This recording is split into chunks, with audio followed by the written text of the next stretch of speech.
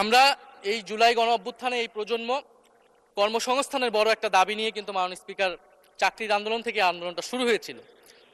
ফলে আমরা আশা করব এই সরকারের সময় কর্মসংস্থানের সুরাহা হবে এবং সেটার জন্য আর্থিক খাতে দুর্নীতি বন্ধ করতে হবে, বিনিয়োগ আনতে হবে এবং চাকরিতে স্বজনপ্রীতি, দুর্নীতি এগুলো একদম বন্ধ করতে হবে মাননীয় স্পিকার, সরকারি চাকরিতে বিশেষত।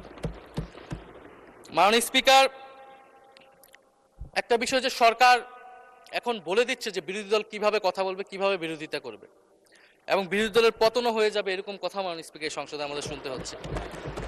তো বিরোধী দল তো মাননীয় স্পিকার সরকারের প্রেসক্রিপশন অনুযায়ী বিরোধিতা করবে না, সরকারের শিখিয়ে দেওয়ার প্রয়োজন নাই কিভাবে কথা বলবে, কিভাবে বিরোধিতা করবে। বিরোধী দল বিরোধিতা করবে, সমালোচনা করবে, জনগণ এটা ঠিক করবে বিরোধী দলকে কতটুকু সমর্থন দিবে কি দিবে না। এবং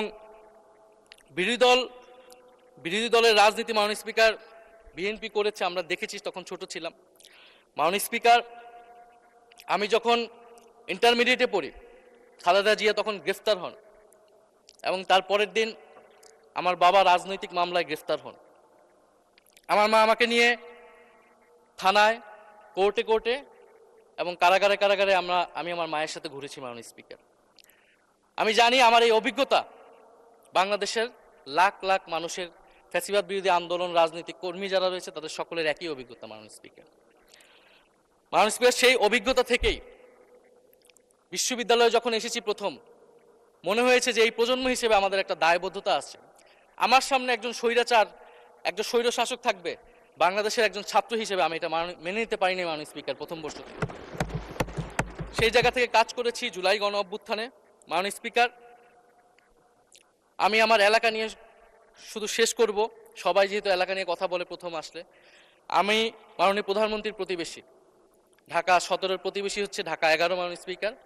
সংসদে সরকার দল এবং বিরোধী দলের যেই পরিমাণ বৈষম্য, ঢাকা 17 এবং ঢাকা 11-এর একই পরিমাণ মাননীয় স্পিকার বৈষম্য। ফলে উনি যাতে এই বৈষম্য দূর করেন এবং ঢাকা 11-এর জন্য যদি মাননীয় সদস্য 2 মিনিট চেয়েছিলেন, শেষ হয়ে গেছে। আর 2 মিনিট দেওয়া হলো, 2 মিনিটের মধ্যে শেষ করে ফেলেন প্লিজ। ধন্যবাদ আপনাকে। ফলে এই বৈষম্য উনি সংসদেও দূর করবেন, সংসদেও দূর হবে এবং আমার এলাকাও সেই উন্নয়ন কার্যক্রম হবে। ঢাকা 11 এই গণ অভ্যুত্থানের অন্যতম হট স্পট ছিল রামপুরা, বাড্ডা, ভাটারা এলাকা মাননীয় স্পিকার, যেখানে অনেক প্রাইভেট বিশ্ববিদ্যালয়, মাদ্রাসা, তারা সকলে এসে কিন্তু ফ্যাসিস্টদেরকে প্রতিহত করেছিল এবং এই অত্র এলাকার নানান সমস্যা। তো সরকারের জায়গা থেকে আমি আশা করব, আমি হয়তো অনেক সমালোচনা করতে পারি, অনেক ভুল ত্রুটি থাকতে পারে, যেহেতু নতুন এসেছি, কথা বলছি। তো সেই জায়গা থেকে যাতে আমার এলাকার প্রতি কোনো বিরূপ মনোভাব না থাকে, কোনো বৈষম্য যাতে না হয় মাননীয় স্পিকার।